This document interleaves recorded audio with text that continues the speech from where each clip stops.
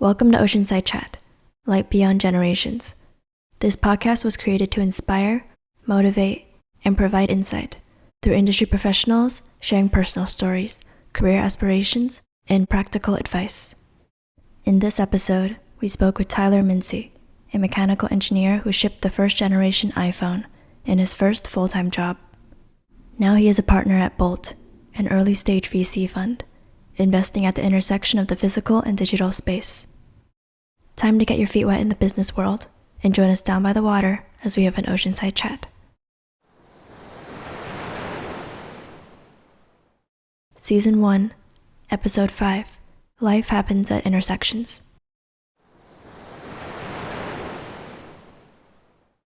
Good afternoon, everyone. Today is November 10th, 2021, Wednesday. And this is our number 5 episode of Oceanside Chat, a podcast created for students and young professionals, amplifying qualities of leadership, innovation, technology, and entrepreneurship. To begin with, I would like to welcome everyone who joined us via Zoom. And our guest today is Tyler. Hello, Tyler. Welcome to the show. Hi, thanks for having me. A little background before we get started. First of all, thank you for meeting with our promising and gifted students at UC San Diego. Absolutely. And a little background for Tyler and me, we actually met at Apple. So I joined the company in June 2005, and Tyler joined a year later. Mm-hmm. And we both worked on iPod and the first generation of iPhone. And Tyler then left Apple in 2011, and I left in 2013. Many things have happened in the last 15 years. So Tyler, I can't wait to catch up with you. It's going to be awesome. Yeah.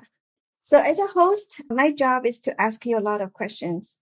And some of the questions come from me and many will come from our live audience.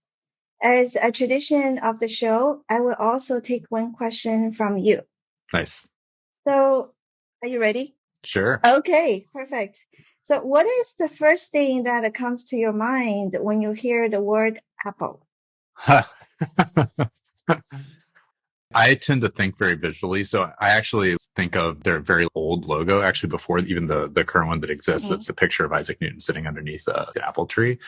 That's like the first thing that pops into my head. I think that's a really nice illustration of inspiration that's been like translated through many different versions today. But that's like the first thing that pops in my head. Yeah, very interesting.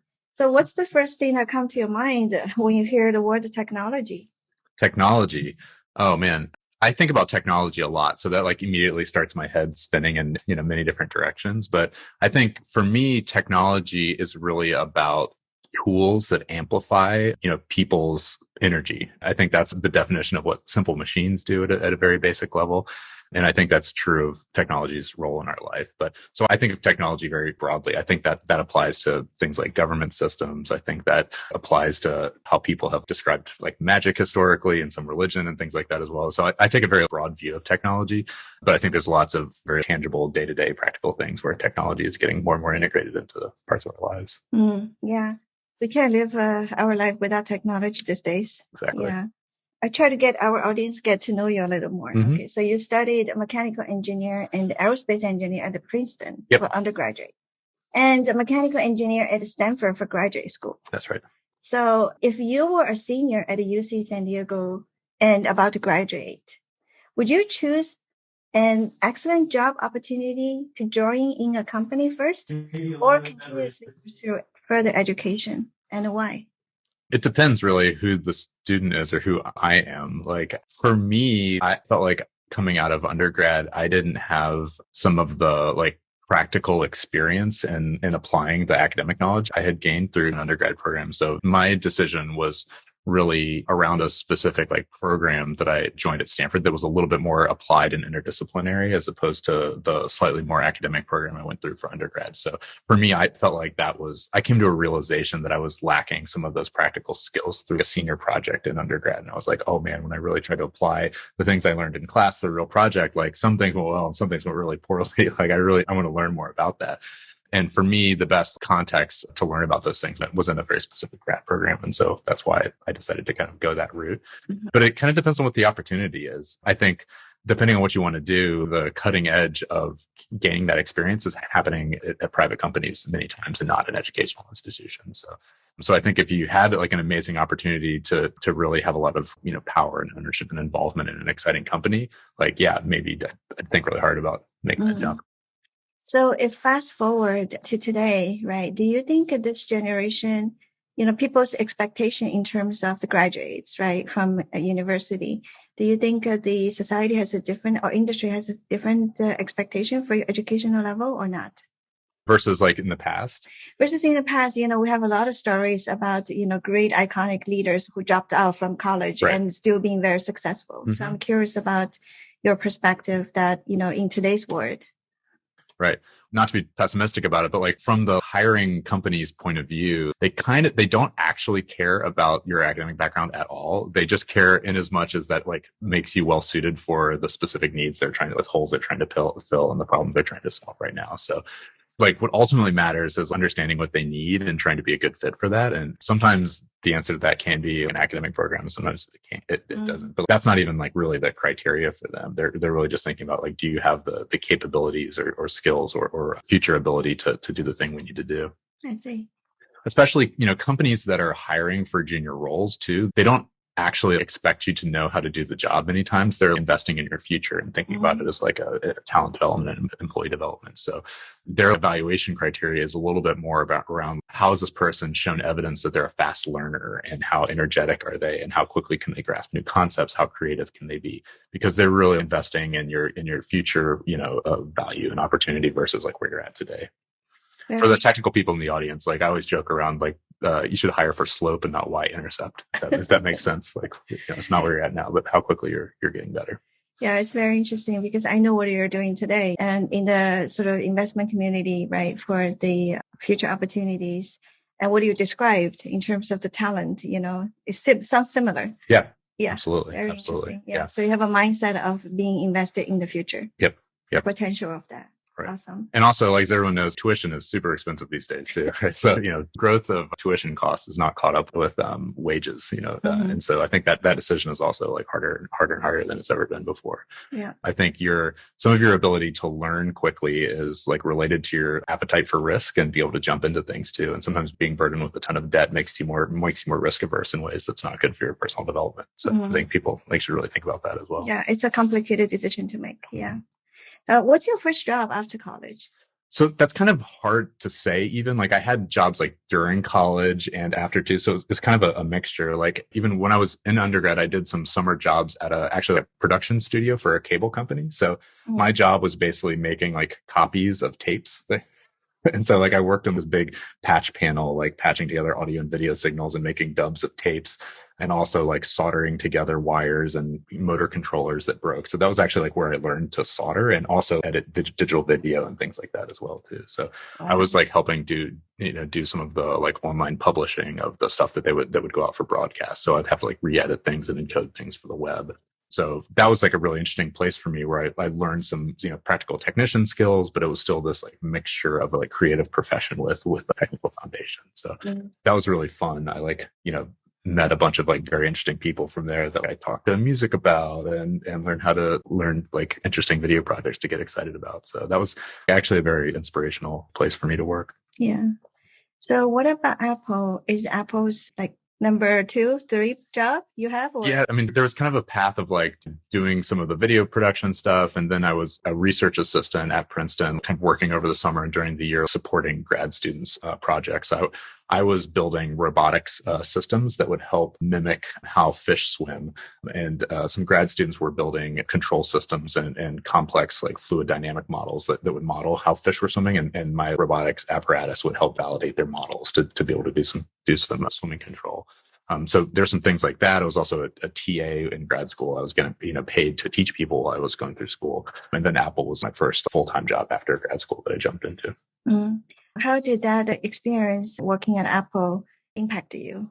Oh, yeah. I mean, in just a massive way. I had to learn so much to keep up when we were there, it was a very unique time in the company's life. We were really operating inside of like as a startup inside the larger company. The iPod and iPhone group at the time was really like a small organization. Like I still stood up in a half full conference room and introduced myself to everybody in the group when I started. And that was just, the group's at a totally different scale right now. So I think the amount of responsibility that individuals had in that small group was incredible. So you had to learn how to, think on your feet very quickly and be very rigorous in the work you did because there wasn't a lot of backup. It was almost like shocking amounts of responsibility in a small team at the time. So you really felt that responsibility, but the culture was sort of like, we're going to trust you until you mess it up. And so I really appreciated that. And I think I try to bring that same level of trust in the small groups that I work with now. Yeah.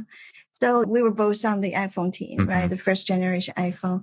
And that experience definitely changed a lot of way of how I thinking about things. And I thought about you was very interesting because that's your first full-time job and you got to work on an iPhone and that changed the world. So what does that mean to you? I mean, it taught me the impact that a small, trusted, motivated group of people can have, really. I mean, there were a few of those meetings with Steve Jobs at the end of the program when everyone kind of was getting close to burnout. And it was definitely a pep talk where he was talking about more people working on this class of product than anything else in the company. And it seemed kind of crazy at the time because it was a relatively small team and the whole business was around computers and iPods and things. Yeah. So that felt almost hard to believe at the time, but totally came true. And so like going back in time and thinking about were there seeds of that future and what we were doing and being able to see those and like look for those in the work that we're doing today, I think it has really stayed with me. Okay, so I'm going to pivot a little bit. Okay. And I always thinking that you're one of the best, PM that I know. Thank you. And I know a lot of students actually interested in to become a PM, some way of PM role. And I actually discovered that Rady School of Management that we are here, this building, we actually have a PM club. So that just showed you the enthusiastic and also the interest and the passion that people have here. Yep. So how would you describe the role of engineering program manager? Oh, nice. Yep. Well, and by the way, hold on. Second half of the question is there a difference between program manager and project manager? Yes, definitely. There's so many different definitions and versions of that. Like there's project managers and product managers and program managers, and they all mean slightly different things, and they all mean different things in different companies as well. And so it gets very fuzzy talking about the difference between all those things and to distinguish between them. And some of this like creeps into my like anecdotal personal beliefs about what makes a good PM, but really like digging into what the P stands for basically is really interesting. I think one of the like dynamics to outline that typically falls into product versus project management. Project managers are usually very execution minded. Their primary job is not deciding like what you should do, but like how you should go about doing it. And it's really about mitigating risk and executing on schedule. And some of this will like also map to the personality traits and abilities of people that do those types of jobs very well. A good project manager is somebody that's usually very detail oriented, like can keep many complex moving parts in their head, like loves to be very efficient at what they do, and very disciplined as well. Their day-to-day life usually involves keeping track of huge checklists that many people are working on and checking in on status and raising flags when people aren't communicating together, or tracking schedule estimates and when something is going to ship and kind of escalating when a schedule is broken and designing a new plan around that. Things like that. That's kind of their day to day. On the other side of the spectrum are product managers, and their like kind of textbook job is to decide like what should be made too. So their job is really defining the product, and their day to day looks a lot more like understanding their market, talking to users, deciding, kind of boiling down what the pain points are that the product's addressing, figuring out what features should be developed that address those pain points, thinking about what metrics are going to be used to evaluate the success or failure of those features, and then like checking in on those kind of after things built to see what's working and what's not and iterating from there. But their job is not really that tactical, like how are we going to get it built? It's more about what should we build. Mm-hmm. And so those are sort of like the almost like tech academic ends of the spectrum. And you can see those like expressed in different organizations. Like earlier today, we were talking about, I think Google is a good example where those are extremely distinct roles. Like there's product managers and there's TPMs, technical project managers, that really fall into those buckets. And they have very distinct roles. product managers in that sense too are often have different abilities and leanings too. They tend to be a little bit more, I think, like empathetic and intuitive and creative to some degree too, because they're really helping design the product experience, usually sometimes in partnership with the designer as well. And so that's really where their mind's at. But also tend to be fairly analytical because they're like defining metrics, getting deep into the metrics as well too. But it's a little bit more like an analyst as opposed to like understanding a specific technology, like a software product or something like that. So there's kind of the tension between those things. For me, my favorite type of person is actually somebody that sits in the middle. I think like understanding the practicality of how something is managed and defining it, those are fundamentally interrelated like tasks. And somebody that understands bits of both of those things can be really especially a good PM. And then they also can get involved with the full life cycle. They can define a thing and then shepherd it through the development process to keep it true to the original vision.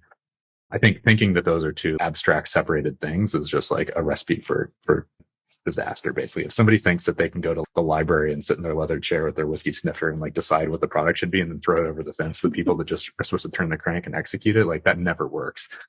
There's always like rapid iteration and just the decisions and strategy that's made through the course of actualizing something fundamentally changes what it is. And the best products, I think, come out of teams that actually like shepherd the thing through the whole process and try to keep the thing true to the original vision they're pursuing. That's very interesting that it helped me to visualize, the two sides of the spectrum, as well as probably the best is balancing between. Exactly. Yeah, wow. Exactly. The other thing I would mention too, that there's like this phrase like CEO of the product that gets thrown around for product managers a lot too. And that's like, depending on your exposure to you can have good or bad CEOs. And I think like what that conjures up in your head can be a positive thing or a negative thing many times. I tend to like, it's almost rare for me to see people excel when that's their mindset. And I really like PMs that think about themselves being a facilitator to the group and thinking about that as really a full like organization wide activity of defining the product. And they're kind of they're still responsible for driving it and capturing decisions and making good decisions as a group, but they really see themselves as helping the group make the decisions as opposed to like them banging their hand on the desk and making the decisions themselves. Mm-hmm. So the PM position looks pretty challenging in many ways. So not only do you need to manage up the executive level for major decisions, you would also responsible for cross-functional leadership within the company. Yep. And so backtrack, when you just graduated from university, why should people listen to your recommendation? And from your own experience, what went well and what didn't? Absolutely. I mean, so communication skills are a huge component of being a good PM. Like making the right decision is just one part of it. Like you have to be able to explain the rationale behind your decision to the whole group and have them agree with you so that you're really, disseminating that information and inspiring everybody that we're all on the right track and building consensus and energy around that. I think that's really, really important. And so you kind of just have to like earn that trust with people, basically. I think when you communicate your rationale and you convince smart thinking people who are going to be critical of you too, but in a fair way, I think you kind of have to like succeed there. I think it's a little bit of just getting thrown in the deep end and having to swim. And sometimes it doesn't go well. And yeah, sometimes maybe that's not a good fit for you, or maybe you're in a team with a bad, mission or culture or something like that too. But there's a lot of like earning trust that you have to do. And hopefully you're in an organization that like assumes trust as a starting point and then it's sort of yours to lose. And I think that's what I would, encourage people to look for in a team that they're joining. But that's, I think, usually how it goes. Yeah. So in your opinion, the little sort of the product CEO, right? You mentioned the PM role. Do you think is that a must have or nice have? I think it's bad to have in a lot of cases for me. Like in Really? my opinion. Yeah. Okay. I think like, but again, depending on like, I also think that like it can be good if you have a good understanding of what a CEO should be too, right? I think a good CEO also incorporates a lot of information and input from their team, makes strategic decision and communicates that well too. Like in that understanding, it can be good. Like it's good if you have a good vision of what a good CEO is. It's bad if you have a bad vision of the CEO. So if you were to give any advice to our students who are interested to become a PM, so what skills should they acquire while they're still in the university? So what are the top, 1, 2, 3 skills that you think is important? Yep. I think like far and away number one is like shipping things. Like actually going through real projects from beginning to end is the most important thing. I think that can be part of a project-based class for that's curriculum. I think that could be for a student club. That could be an internship or a side project or just a personal project on the side too. But going through those iterations of what was my goal? What was the pain point that I was addressing? How did I design a product around that? How did I iterate on that? How did I evaluate my success? And going from there, like having real tangible experience going through that process is really the most valuable thing. And then, doing that with a team is important too. So there's a lot of like, building relationships with small interdisciplinary teams and going through that cycle together with groups of people. That's the most valuable thing. All of those things lead into like case studies effectively that you can, tell stories of going through that creative and actualization process with people and talk about what you learned or not. And I think that's definitely the most valuable thing. Like when I'm looking at resumes or going through an interview with people, I really don't even want to hear about what classes they took. I just want to hear about what projects they did. And sometimes that leads into like, well, I learned how to do that because of a class I took, and that's relevant. But I really just want to hear stories about stuff they ship. Yeah, so not something on the book, but it's more about hands-on experience, and they actually gained that. I see. Exactly. Yeah, exactly. That's great. Okay, so pivot a little further that, from my own experience, when I started my own consulting business a few years ago, so my CEO clients asked me to teach them the recipe for success from Apple and Google. My friends also suggested that, Helen, why don't you write a book about it? Uh-huh. So I'm curious about, if you tried to apply learnings from Apple to somewhere else, and how did that go?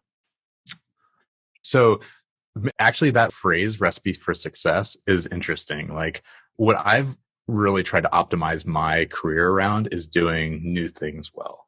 And so that's really what I feel like we did well when we were at Apple, and have tried to replicate in my career since then. But for me, like a recipe is almost the wrong analogy, because that I think like a recipe is a like set of instructions where you think you're going to be able to do the same thing over and over again in a consistent way.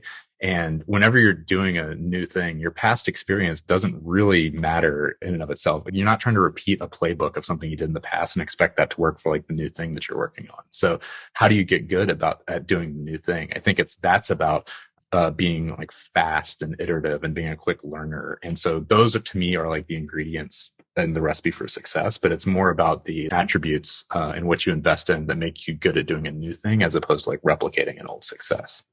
Yeah, I think I completely agree with you. I feel like every venture, every company is so unique.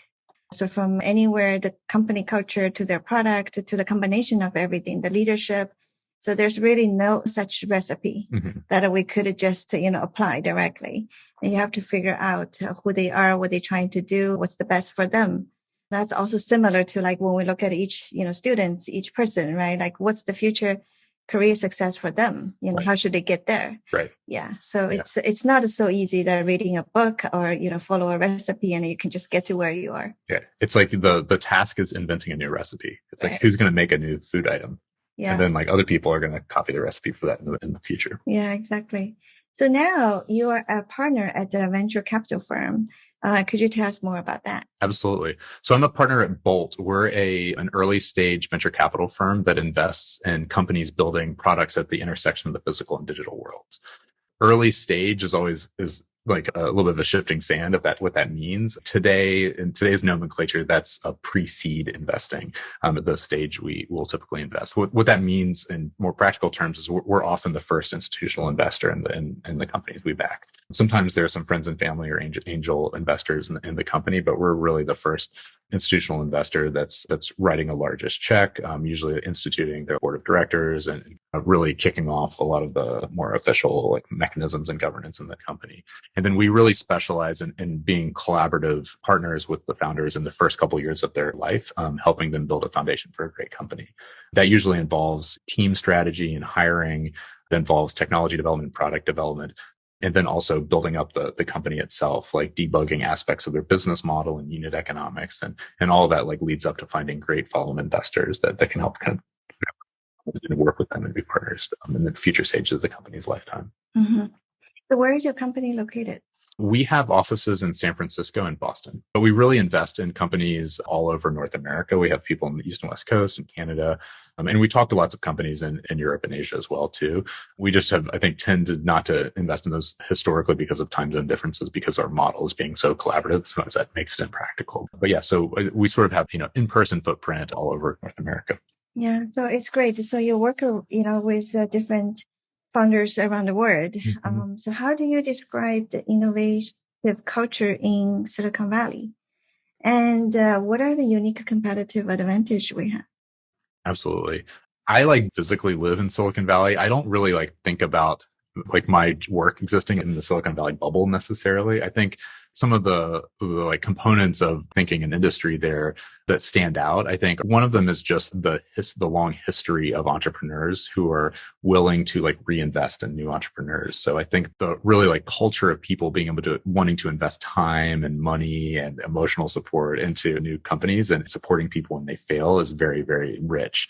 And I think that's really, really special, and only comes from iterations and generations of people trying new things and supporting each other doing that. And then I think the other component is a almost irrational optimism around how great things could be in the future, and being very excited and encouraging of people of that. And so I think that's a really, special component. For all things, there's usually two sides to the coin. With that optimism can come some negatives around maybe not fully thinking about the larger socioeconomic impacts of the things you're working on. And so I think, balancing that out with really considering the unintended side effects of new technology, I think is still kind of an area of improvement and learning in the industry. Yeah, very interesting. I think we definitely need a lot of unrealistic optimism, through the pandemic. Mm-hmm. So last 2 years has been quite interesting. Everybody gone through that. Have you observed any trend sort of before and after the pandemic? What's changing? What's the future? Absolutely. I think through the pandemic, everyone's business changed. Some people had, revenue that went to zero overnight and had to totally change their business. Some people were still actually pre-product, where they're still in a product development mode. And for them, it wasn't a big impact. They were kind of able to just hunker down and keep working on their product, and it wasn't a big issue. I think one of the most practical things that people talk a ton about is just decentralization of the workforce. I think lots more people were working from home. We're all of a sudden open to hiring remotely and embracing the remote culture where that wasn't in their plans before. So that's been a really, really big deal. And that's been difficult for companies because if they haven't worked in that mode before, there's lots of tools and processes and really culture around over communication that people have to develop over time. It's a real talent to be able to work in a remote team.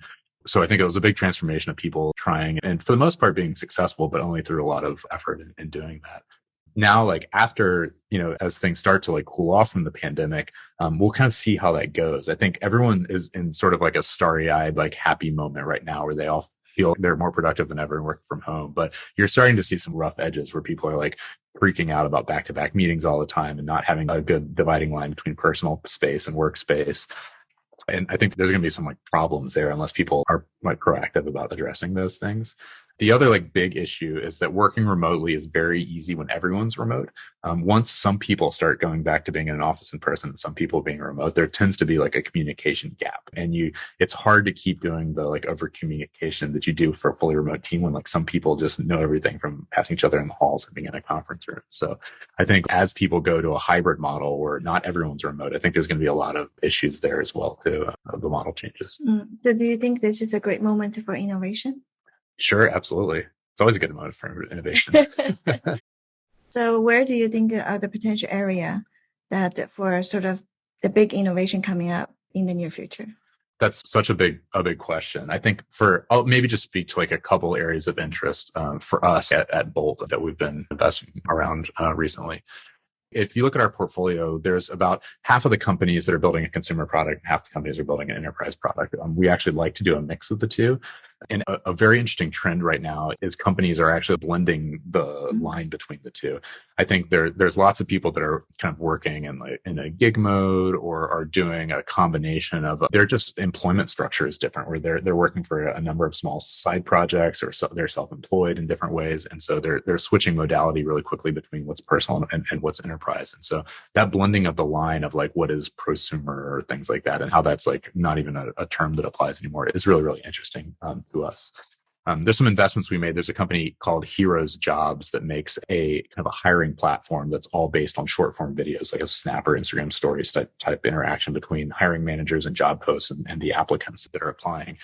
And that's like a purely 100% enterprise tool, but it's really drafting off of a lot of consumer content trends that's I think very, very interesting and really addressing a whole demographic of people that like would love to never touch LinkedIn in their whole life too. So kind of tapping into some interesting generational demand trend as well. There's another company called Audigo that makes a kind of a mobile centric audio and video like recording and publishing platform. So really targeted at the creator economy, really simplified term, but it's very interesting. Like those people are constantly publishing content to like many different platforms spontaneously and at a higher rate and volume than ever before. And that's something that like the product feels very consumery in some ways, but the people are using it for their livelihood as well, more and more. So that like blending of the line between the two things is really interesting. It's just, there are different constraints. Ultimately, innovation like comes out of moving constraints. Like if your goals and objectives and constraints all stay the same and you just try to redesign things, you're going to land in the same place that things have been, done historically. And it's really when those constraints move that it actually like opens up a new design space for you to be able to make new products and services and things like that. So really like tapping into those moving constraints around what markets are looking for and what users are demanding are really the kind of interesting spot for innovation. Yeah, very interesting. I think Zoom is probably a real example, is blurring the line between the consumer and the enterprise. Yep.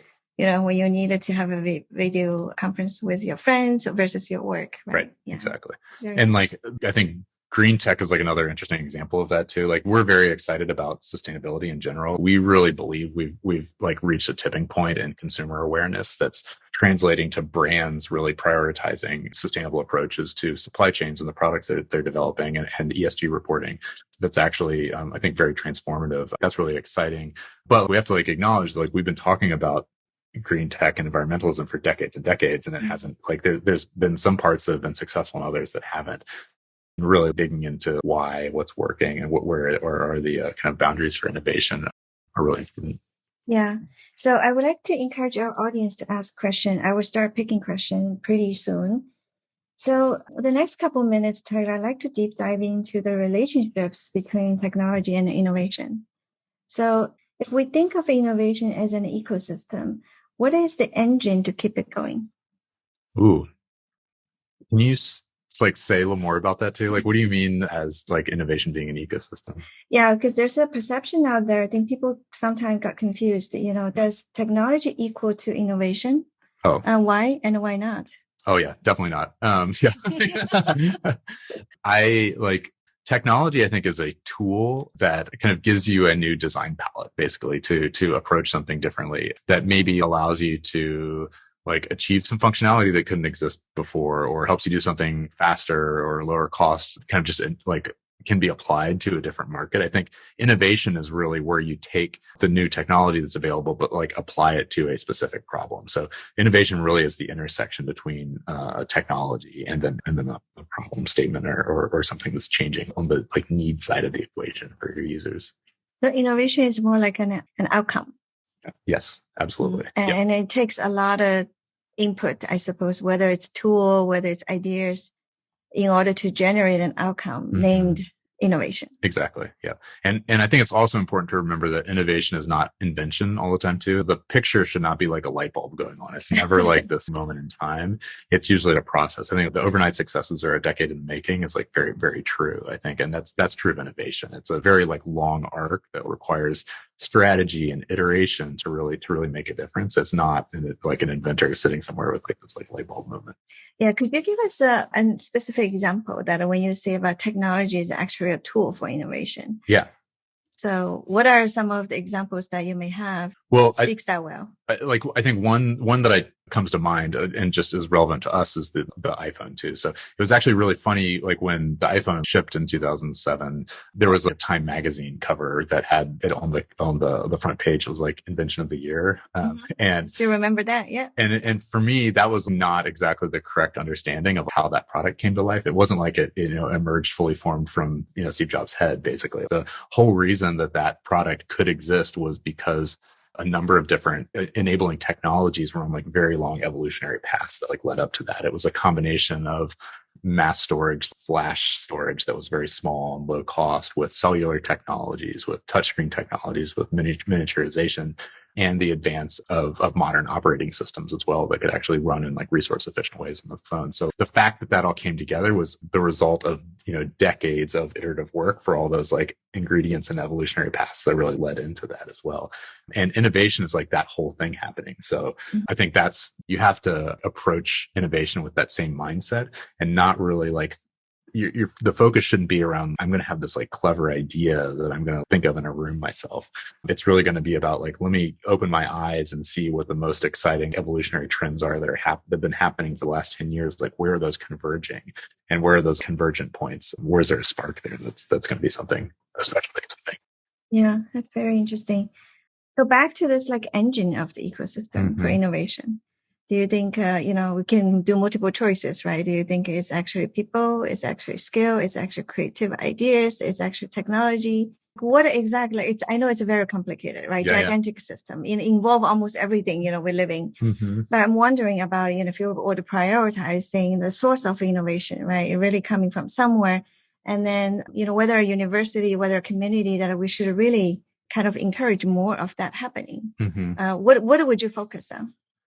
Yeah, I think it's a little bit of both. I think innovation really happens like at, again, the intersection of those trends when they overlap. And that requires like people to sit at those intersections too, I think. And so I think innovation usually comes from people with interdisciplinary backgrounds or small groups of interdisciplinary people working together. It's usually some components of one industry or technology or somebody with really personal insight to a need that come together where that innovation happens too. So I think really facilitating those interdisciplinary like gatherings and exchanging of information, I think really, really helps facilitate that too.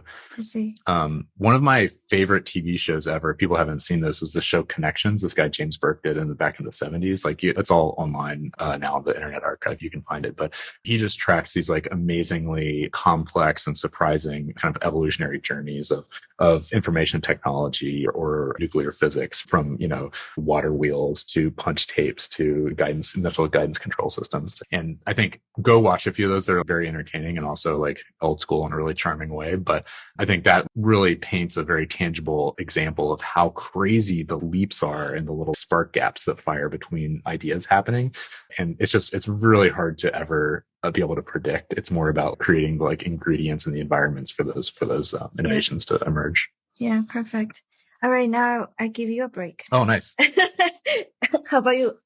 Ask me a question. Yeah, it's a little bit of a two-part question, but in your day-to-day like work very broadly now, like do you feel inspired? I do. Yeah. What inspires you? Like what are your sources of inspiration? I feel like impact. Each of us have a lot to offer, right? But I think what's equally important, and also we cannot get more or less, is your time. So you only got 24 hours a day. So it's really your decision in terms of where do you invest those time. Yeah. And I would love to see that my investment of the time generating some impact that beyond me. And it could even be beyond our generation. So that's sort of my source of inspiration to get involved with university, with UC San Diego to begin with. And, when I teach my class Innovation to Market, that I feel like if at one time I'm able to talk to 100 students and make some impact to make them more successful in the future or help them along the way. And I feel like that tangible impact is really what I'm looking for right now. Yeah. Can you say more about how you think about impact? Because like different people have different versions of impact, like what goals or missions are important to them or how they evaluate the scale of their impact. Like what is impact to you? I would say maybe improve the quality of life or your quality of your happiness. So if you overall feel like you're more equipped with the tool that you needed, and then you're ready to go out there to make a difference and to demonstrate that what you can do, the capability that you mentioned earlier. I think once that happens, for example, if they, create a great idea, but they have difficulty to move to the next step, now we help them. or, they wasn't sure about after they graduated, and now they got an opportunity for interview. Mm-hmm. And there's certain soft skill that we taught them at the school, and they feel like they utilize that to gain, the opportunity for interview, and then they eventually maybe land a job. Mm-hmm. I think those are all the impact that I feel like I can quantify them. I feel like I can justify that. Why do I spend the time doing something like that? Nice. Thanks. I got 3 questions then. All right. So we start picking the audience questions. So here comes one. What characteristic do you look for in the founders of startup you want to invest in? Ooh, Good question. That is a great question. And that's like, of all of our decision criteria, that's probably the most important thing in our minds. I think, like, very similar to what we were talking about before, the interdisciplinary nature of our founders is very important to us. Like, we're often looking for kind of the answer to, like, why now, like why their product should exist. And a lot of the answer to that is usually a unique insight that the founder has that maybe not many people have. So kind of that origin story of like why they developed their strategy and decided to work on this thing full time is really important to us. But that's like one hurdle. But usually if somebody has a good idea that hopefully is pretty unique, but it's rarely 100% unique. Like if one person has a good idea, there's probably like 10 people having the same good idea. And so we're then also trying to ask ourselves, is this the team to bet on? And like, do we think they're going to win? And so we really like think about what like the attributes that would make that true. And for us, there needs to be a high level of passion about what they're working on. They have to be like in it for the mission, not for the money of building the company. Like the money will come, I think, if there is a passion. But running a small company is hard, and there's lots of like twists and turns and pivots and very dark, hard times in running a company. So we're really looking for people that have a high level of energy, personal passion, and grit in what they're working on. We also look for people that are good learners as well, because like we were talking about, they're fundamentally like doing a new thing. And so we care way more about their ability to like iterate and learn quickly than we do necessarily in their like deep expertise. I think expertise can be nice as a proof point of being a quick learner, but more often than not, they're doing a new thing. And we want to like convince ourselves that they're going to succeed at that, not doing an old thing. Yeah. So I wanted to maybe little deep dive into passion, right?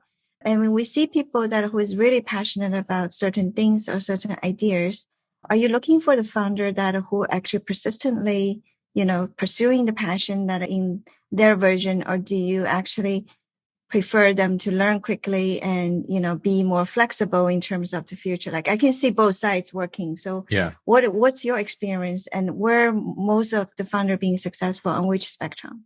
I think you really need both, which is a little bit of a cop-out answer. But if there's extremes, like there's some people that are just passion-based and are not flexible, and they like often can be stubborn and like not find the way to success because they just bang their head against something over and over again. They don't learn.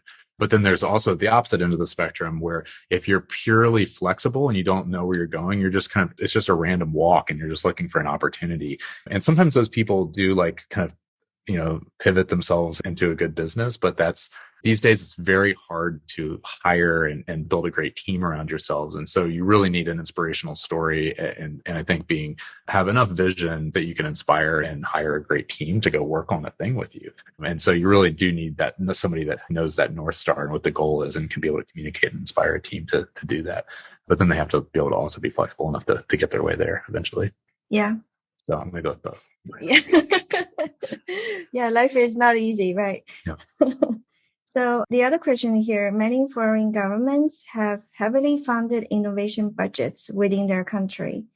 Do you think the US government should consider using part of the trillions of dollars of goodies to fund the US-based company in developing new technologies so that we are more competitive?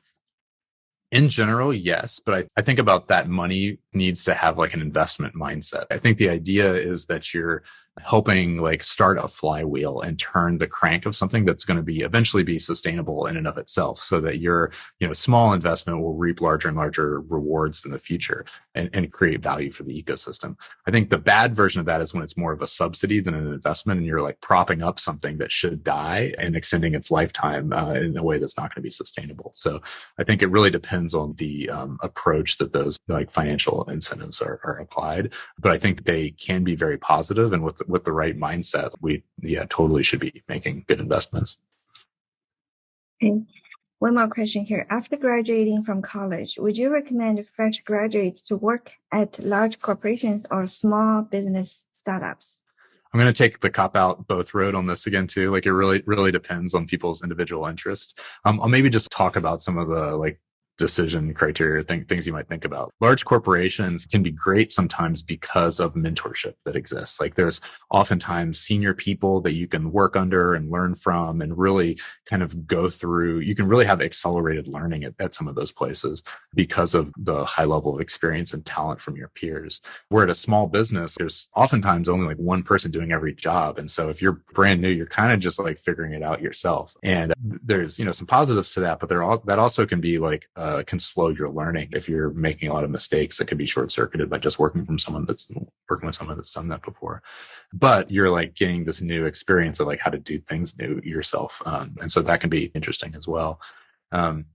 I place a lot of value on going through like full life cycles of a thing, like going from like defining a thing and iterating it and shipping it and deciding whether it's good or not and feeding that into the next thing. So I would like a big thing for me is just looking at how quickly you're going to go move through those cycles at any given opportunity. There's some startups that like toil on their product for a decade. And there's also some big companies that are super slow, but there's some small companies that ship really quickly and some large companies that do as well too. So I would really like optimize for speed of learning. And I think for me, a big part of that is finding an organization and kind of product categories that move really quickly and ship often.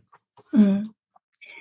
Another question about the innovation cluster. So besides Silicon Valley, are there any other cluster are you watching? I'm most excited about like non-geographic clusters of people. I think there's amazing online communities that are developing in a number of different categories, and I'm like more and more excited for people to be able to form those organizations without geographic boundaries, really. So I think that's really kind of an interesting emerging thing to keep an eye on. But are those cluster kind of, if they're not defined by the geographic boundary, what are they defined by? Mm-hmm. I think some of those are just, people getting together and having a culture of sharing ideas and bringing resources together, both like money and talent and time to work on those ideas together and being supportive of people when they fail, helping disseminate learning like amongst the community so everyone can get smarter as a group quickly. And then like for the success. For example, an example would be like an alumni group, things like that. Yes. Yeah. Absolutely. I think that can be a great example. So I think that for me, it's more about those like characteristics existing as being like an indicator of a good community. Yeah. I also feel like the sort of the alum group from Apple and Google that, my personal experience also works very well, although we're not a kind of university defined, but more about industry defined, right? Maybe you could call it high-tech industry or something. Mm-hmm. Yeah, absolutely. Very interesting. And they could be geographically located in anywhere in the world. Mm-hmm. Yeah, absolutely. Yeah. Okay. How much do you take into account the social and environmental sustainability of a startup in your investment decisions? A lot. I think, sustainability is an especially exciting one. Like we talked about a lot of the consumer trends that are existing now. So for us, that's really, I think, creating the opportunity to build valuable companies that prioritize sustainability and the impact that's having. But also at a very fundamental level, if you're able to deliver your product or service with fewer resources, like that's good for sustainability and that's great for business too. So there's lots of ways that just running a good business aligns with running a sustainable business. And so that's really exciting. And we want to like put capital towards people that are kind of working in that mode. Also, just importantly for founder culture too, like the founders we work with really care about the social and environmental impact of their startup too. And so our job is to like help them build the company of their dreams too. And a big part of that is helping them build like an ethical company that's having a like meaningful and positive impact in their community's day-to-day life. They want to go home to their families at night and over the holidays and have people know what they're doing and feel good about it too. And so that's an important thing for us and like prioritizing the ways that we like support companies. And we think that's very well aligned with those companies succeeding, the founders being happy, them hiring talented, smart people and retaining them. So it's really important. It's more of a internalized and integrated goal. Exactly. Wow, that's beautiful. So you have tried many different roles within the innovation ecosystem, right? So from like new product development to founding members to hardware, software, engineering, investment. What else do you want to do? Oh man. I love creative projects as well. So I wish I had more time to get kind of involved in some weird non-commercial art projects to some degree. So Mhm. I try to carve out a fair amount of time for that on the side, but like that'd be fun to work on more. I see. Yeah. Yeah, that sounds fantastic. So to conclude our conversation today, what advice do you have for our students who will lead the future of the innovation ecosystem? I think a big thing is to appreciate that large scale impact like rarely happens as an individual effort, and it's really a team effort. So the way that you like make friends and achieve things in like efficient, happy ways with people like really matters, and like judging yourself on that, like developing the communities of people that you can work with, like checking to make sure that like the people you've worked with before are happy about that, and really like being critical about that and being open and getting better and better about that will, I think, affect the impact you can have on the work that you're doing too. And I think really just appreciating that everything's a team sport, I think, is really, really critical. Mm. I actually recently had this idea, when we say network, right, it's very important because you cannot do everything yourself and you need a group of people to do that. And so network is really two words, right? Net plus work. And I'm curious about it because a lot of people actually have hard time to maintain a network, right? I mean, how many people can you really reach out and keep an active conversation going on? So, the net might be there is because paths has crossed, at one point in your life, but how would you work hard enough or smart enough in a way to keep the network alive? Yep. Well, like a good network is not necessarily the biggest network either. I think the strength of the network can be like how tight and trusted the bonds are, how the right complements of skills, even in like a 1 or 2 person, like a 2-person team, like come together. It can be like, that's a network that can be really powerful. I think like the biggest thing is like figuring out like what's working and like embracing like the smallest possible networks that's like having the effect that you're looking for. And I think like you don't have to optimize for size of network basically. So it's really quality much more meaningful than the quantity. In most cases, I think there's some like exceptions to that, but yes. Yeah, I see. All right. So Tyler, thank you very much for spending time with us today. Absolutely. And sharing your stories. And I hope to welcome you back to UC San Diego soon. That'd be great. Thank you so much. And thank you everyone online joining us as well. Thanks, guys. Thank you.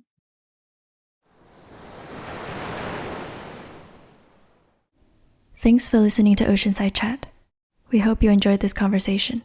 If you liked it, please share this podcast and stay tuned for our next episode.